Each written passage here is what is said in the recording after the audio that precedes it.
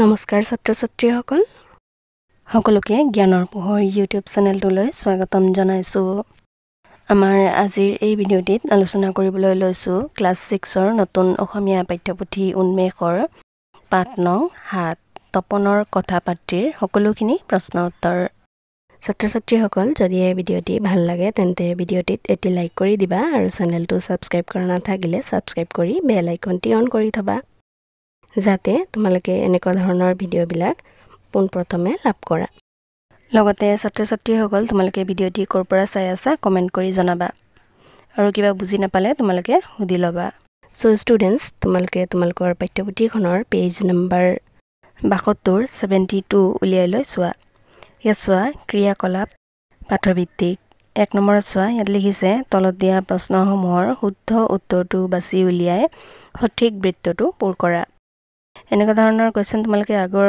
সকলোকেইটা চেপ্টাৰতে কৰি আহিছা ইয়াত চোৱা লিখিছে তলত ধুবুৰীৰ পৰা তপনহঁতৰ ঘৰলৈ কোন আহিছিল ক নম্বৰ অপচনত লিখিছে তপনৰ মাহীয়েক খত লিখিছে তপনৰ মাক গ নম্বৰত লিখিছে তপনৰ মাহীয়েকৰ পুতেক আৰু ঘ নম্বৰত লিখিছে জোসেফ ছাৰ ইয়াৰ শুদ্ধ উত্তৰটি জানাই তোমালোকে গ তপনৰ মাহীয়েকৰ পুতেক ইয়াত তলত বাকচত দিয়া গ নম্বৰ অপচনটি তোমালোকে পেন্সিলৰে এনেকৈ সেট কৰি দিবা ইয়াৰ পাছত নেক্সট লিখিছে তপনে ঋতুৰাজক ভদ্ৰ আচৰণৰ কথা কিয় কৈছিল ইয়াৰ তলত চোৱা চাৰিটা অপচন দিছে ক নম্বৰত লিখিছে ভদ্ৰলোক হোৱাৰ জ্ঞান দিয়াৰ বাবে খ নম্বৰত লিখিছে ঋতুৰাজক মূৰ্খ সজাবৰ বাবে আৰু গ নম্বৰত লিখিছে মনে বিচৰা বস্তুটো পাবৰ বাবে আৰু একেবাৰে শেষৰ ঘ নম্বৰ অপচনটিত লিখিছে মাকৰ পৰা বেছিকৈ মৰম পাবৰ বাবে ইয়াৰ শুদ্ধ উত্তৰটো হৈছে গ মনে বিচৰা বস্তুটো পাবৰ বাবে ইয়াৰ তলত বাকচৰ পৰা তোমালোকে গ নম্বৰ অপচনটি পেন্সিলেৰে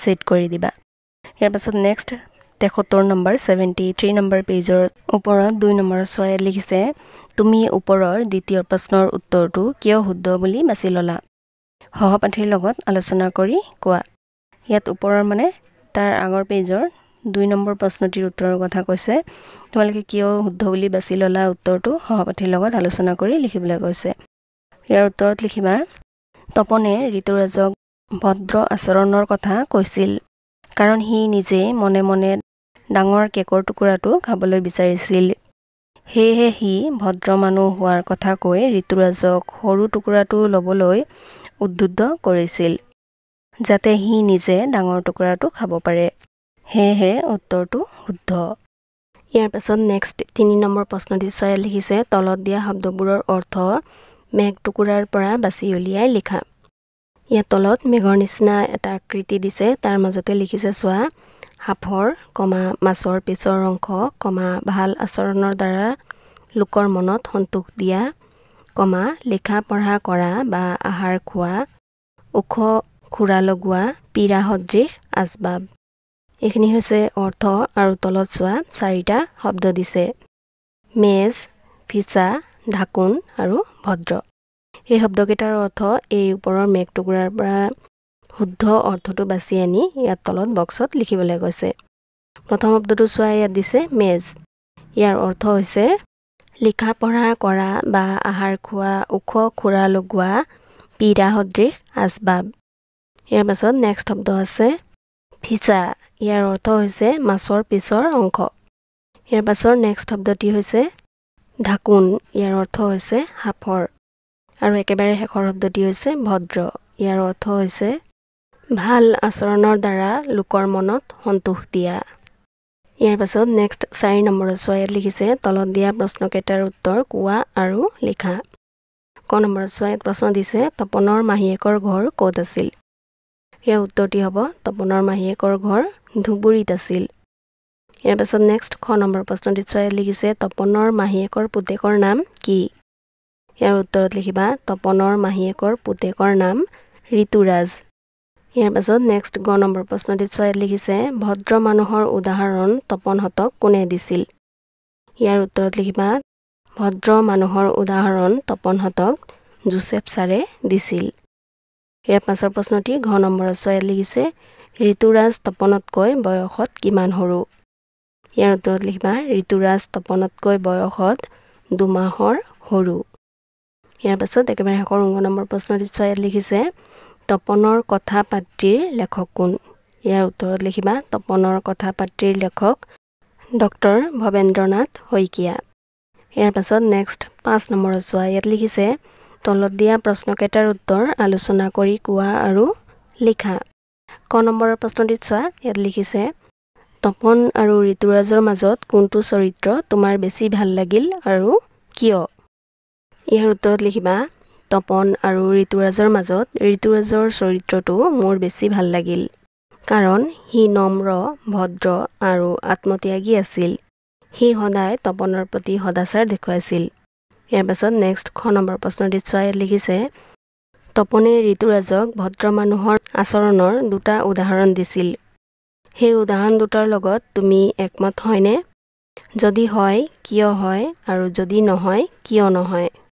এই প্ৰশ্নটিৰ উত্তৰত লিখিবা হয় মই একমত কাৰণ মানুহে যদি সদায় আনক অগ্ৰাধিকাৰ দিয়ে তেনেহলে সমাজত সৌহাৰ্দ্য বজাই থাকে আৰু ভদ্ৰতা প্ৰকাশ পায়। ইয়াৰ পাছত নেক্সট গ নম্বৰ প্ৰশ্নটিত চোৱা। ইয়াত লিখিছে তপনে কেকৰ ডাঙৰ টুকুৰাটো নিজে খাই ভাল কৰিলে নে বেয়া কৰিলে? সপক্ষে আৰু বিপক্ষে যুক্তি দিয়া। ইয়াৰ উত্তৰটি এনেকৈ লিখিবা সপক্ষে যুক্তি। সি বিচৰা বস্তুটো লাভ কৰিবলৈ এক ধূৰ্ততা প্ৰয়োগ কৰিছিল যিটো বুদ্ধিৰ পৰিচয়। বিপক্ষে যুক্তি সি আনক ভদ্ৰতা শিকাই নিজে ভদ্ৰতা নেদেখুৱাই নিজৰ স্বাৰ্থ পূৰণ কৰিলে যি ভৱিষ্যতৰ বাবে ভাল আচৰণ নহয়। ইয়াৰ পাছত নেক্সট ঘ নম্বৰ প্ৰশ্নটিত চোৱা। ইয়াত লিখিছে ঋতুৰাজে যদি সৰু কেক টুকুৰা খাবলৈ অমান্তি হ'লহেঁতেন তেন্তে কাহিনীটো কিদৰে শেষ হ'লহেঁতেন? ইয়াৰ উত্তৰত লিখিবা তেতিয়া হয়তো তপনে নিজৰ কৌশল সফল কৰিব নোৱাৰিলেহেঁতেন অথবা তপন আৰু ঋতুৰাজ দুয়োটাই ডাঙৰ কেক টুকুৰাটো খাবলৈ লোৰ মাৰিলেহেঁতেন। ইয়াৰ পাছত নেক্সট ৭৪ নম্বৰ পেজত চোৱা। 74 নম্বৰ পেজৰ ওপৰত 6 নম্বৰত লিখিছে কোনে কাক আৰু কিয় কৈছিল লিখা। ক নম্বৰ প্ৰশ্নটিত চোৱা। ইয়াত লিখিছে ইয়াতে দুটুকুৰা কেক আছে অলপ পাছত উলিয়াই লৈ ঋতু আৰু তই খাবি। ডাঙৰ টুকুৰা ঋতুক দিবি। ইয়াৰ উত্তৰত লিখিবা উক্ত কথাষাৰ তপনৰ মাকে তপনক কৈছিল কাৰণ তপনৰ মাকে ঋতুৰাজক বেছি মৰম কৰিছিল। ইয়াৰ পাছত নেক্সট খ নম্বৰত চোৱা। ইয়াত লিখিছে তই সঁচাকৈয়ে বৰ ভদ্ৰ ল'ৰা। তোৰ নিচিনা ল'ৰাক আমাৰ জোচেফ ছাৰে বৰ ভাল পাব। ইয়াৰ উত্তৰত লিখিবা উক্ত কথাষাৰ তপনে ঋতুৰাজক কৈছিল কাৰণ তপনে নিজৰ স্বাৰ্থ পূৰণ কৰিবলৈ ঋতুৰাজৰ ভদ্ৰতাৰ প্ৰশংসা কৰিছিল। ইয়াৰ পাছত নেক্সট 7 নম্বৰ প্ৰশ্নটিত চোৱা। ইয়াত লিখিছে ঋতুৰাজ ঘৰলৈ আহিলে কি কি কাৰণত তপনৰ ভাল লাগে আৰু বেয়া লাগে? কাৰণবোৰ তলত দিয়া তালিকাখনত লিখা।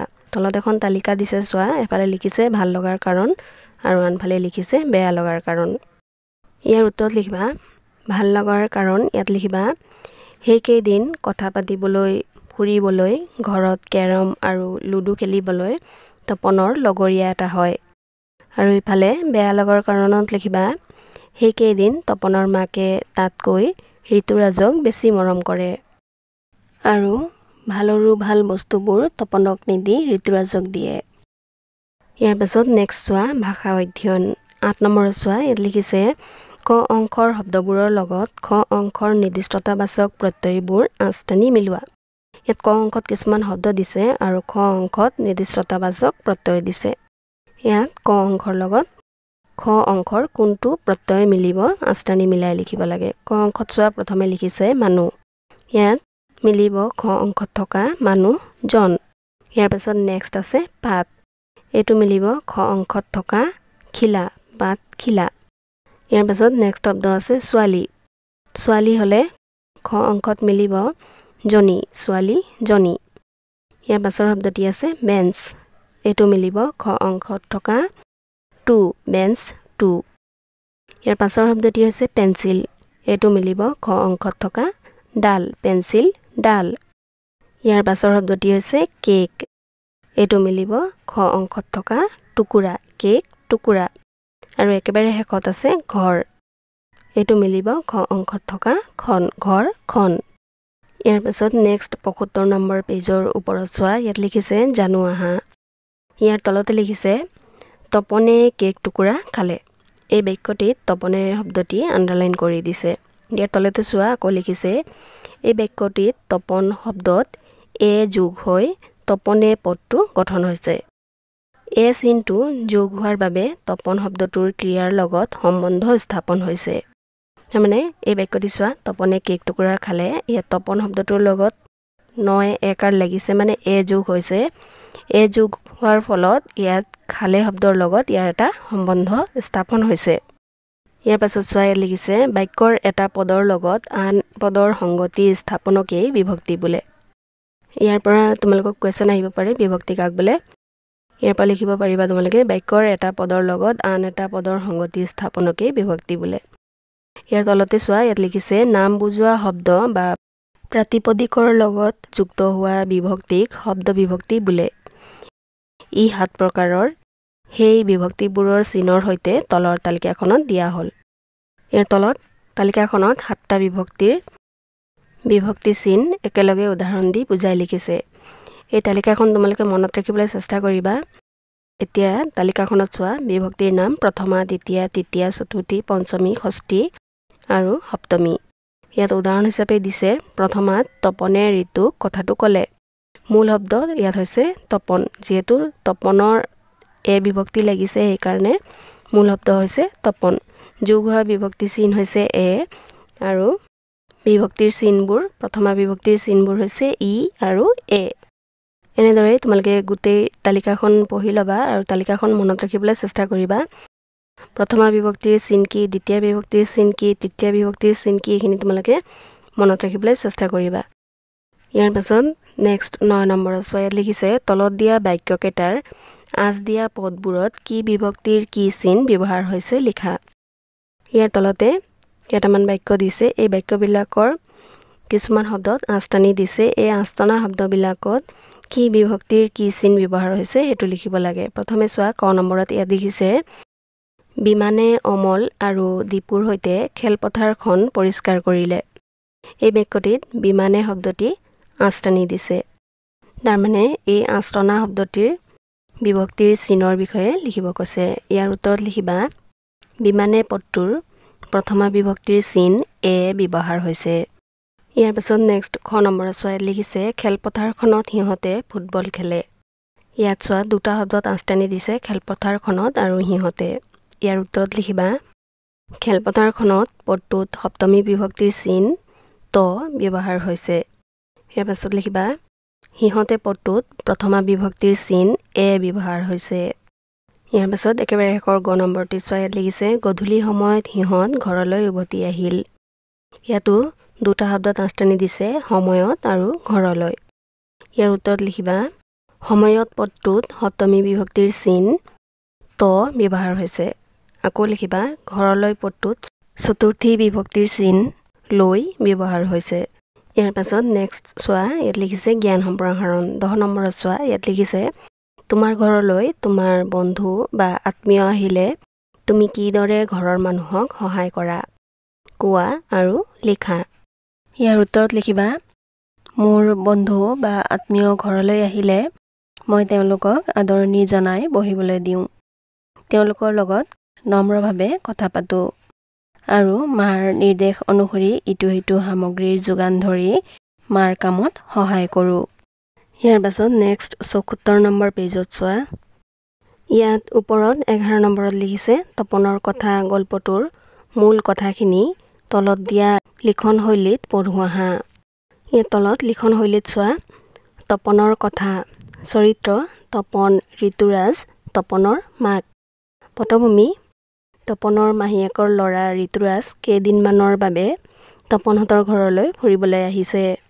মূল সমস্যা তপনৰ মাকে ঋতুৰাজ অহা কেইদিন ঋতুৰাজক বেছিকৈ মৰম কৰে আৰু ভালৰো ভাল বস্তুবোৰ তপনক নিদি ঋতুৰাজক দিয়ে।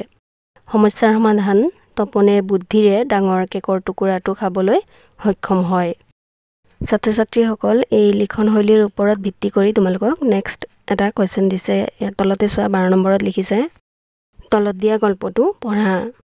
মই ৰিডিং কৰি দিছোঁ, তোমালোকে চাই যোৱা। নবীন, ৰবীন আৰু গোবিন ভাই ককাই। এদিন সিহঁতক মাহীয়েকে ক'লে তহঁতে আজি ভালকৈ পঢ়িছ নহয়? সেইকাৰণে এয়া ল, 4টা চকলেট দিছোঁ। ভালকৈ পঢ়িলে কাইলৈ 5টা দিম। পঢ়িলৈ 6টা দিম। নবীন মহাদুষ্ট। মাহীয়েক আঁতৰি যোৱাৰ পাছত সি ৰবীন আৰু গুবিনক ক'লে, আমি হ'লো 3টা, চকলেট হ'ল 4টা। কেনেকৈ ভগাম? ঠিক আছে, এটা ৰবীনে খাই পেলা। বাকী 3টা গাইপতি এটাকৈ খাম। ৰবীনে ভালেই পালে। পাছদিনা মাহীয়েকে সিহঁতক 5টা চকলেট দিলে। নবীনে চকলেট ভগাবলৈ লৈ ক'লে, 2টা গুবিনে খাই পেলা। বাকী 3টা গাইপতি এটাকৈ খাম। গুবিনে ভালেই পালে। পাছদিনা মাহীয়েকে 6টা চকলেট দিওঁতে গুবিনে পোকে খোৱা দাঁতকেইটা উলিয়াই হাঁহি হাঁহি ক'লে, আজি ভগাবলৈ দিগদাৰী নাই নহয়, গাইপতি 2টাকৈ পৰিব। নবীনে মুখখন বিকটাই ক'লে, ই ধেমালি পাইছ, কালি আৰু পৰহি কেনেকৈ ভগাইছিলোঁ। এইবুলি সি 3টা জেপত ভৰালে। বাকী 3টা গাইপতি এটাকৈ ভগাই দিলে। ইয়াৰ পাছত নেক্সট 77 নম্বৰ পেজৰ ওপৰত চোৱা 13 নম্বৰত ইয়াত লিখিছে, ক্ৰিয়াকলাপ নং 12ত থকা গল্পটোৰ সহায়ত তলত দিয়া তালিকাখন পূৰ কৰা। ইয়াত তোমালোকে 11 নম্বৰত যোনটো লিখনশৈলী পাই আহিছিলা, ঠিক তেনেকৈ 12 নম্বৰত যে দিছে গল্পটো, সেই গল্পটো এই লিখনশৈলীৰ ভিত্তিত লিখিব লাগে। ইয়াত চোৱা তলত দেখিছে গল্পৰ নাম, চৰিত্ৰ, পটভূমি, মূল সমস্যা আৰু সমস্যাৰ সমাধান। এই প্ৰশ্নটিৰ উত্তৰ এনেদৰে লিখিবা। গল্পৰ নাম চকলেট ভগোৱাৰ কাহিনী। চৰিত্ৰত লিখিবা নবীন, ৰবীন, গুবিন আৰু তেওঁলোকৰ মাহীয়েক। পটভূমিত লিখিবা নবীন, ৰবীন আৰু গুবিন ভাই ককাই। তেওঁলোকক পঢ়াত উৎসাহ দিয়াৰ বাবে প্ৰতিদিনে মাহীয়েকে চকলেট দিয়ে।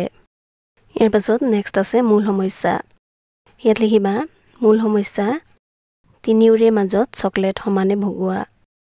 ইয়াৰ পাছত নেক্সট আছে সমস্যাৰ সমাধান। ইয়াত লিখিবা চকলেট ভগোৱাৰ দায়িত্ব লয় দুষ্ট বুদ্ধিৰ গৰাকী নবীনে প্ৰথম দিনা 4টা চকলেট তিনিওজনৰ মাজত ভগাই দিওঁতে প্ৰথমে এটা চকলেট ৰবীনক খাবলৈ দি গাইপতি এটাকৈ ভগাই দিলে।